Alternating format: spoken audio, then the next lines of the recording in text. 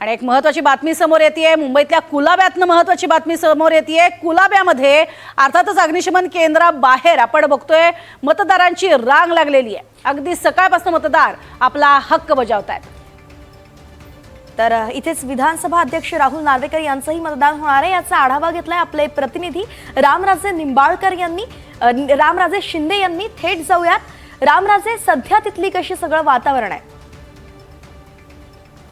BMC Mumbai महापालिका आणि या मुंबई महापालिकेच्या साठी इथे मतदार जे आहेत ते आता येत आहेत आणि मतदान करण्यासाठी पुढे येऊ लागले आहेत। सकाळपासून आपण काही प्रमाणामध्ये गर्दी जी आहे ते पाहतोय आणि मुंबईमधील हा अतिशय महत्त्वाचा परिसर आहे। कुलाबा अग्निशमन केंद्र इथे आहे आणि इथेच हे मतदान केंद्र आहे।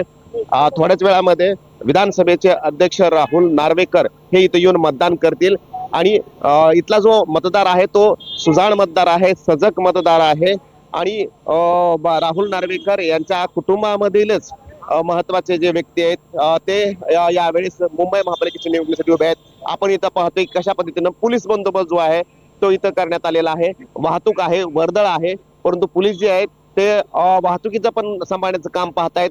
मतदारांना पण कोणती गैरसोय होऊ नये याच्यासाठी काम पाहतात। आपण इथं पाहतोय की मतदान केंद्रामध्ये फोन देण्यास सक्त मनाई आहे, म्हणजेच की ज्या सूचना आहेत त्या सुद्धा दिल्या गेलेल्या आहेत की जेणेकरून लोकांना सहजपणे कळावं आणि जी माहिती आहे ती लोक पण जे आतमध्ये कोण जाते कोण येते हे सुद्धा पोलीस जे ते तपासत आहेत।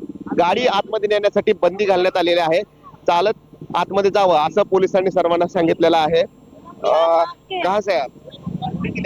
हाँ। अच्छा, तो फिर क्या हुआ, मतलब कि नाम है आपका? हाँ है।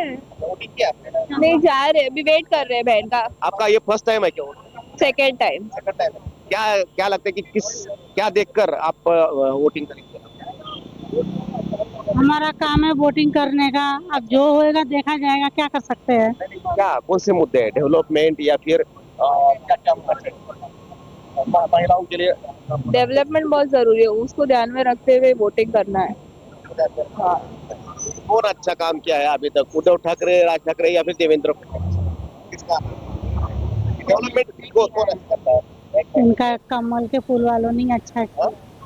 बात है सच।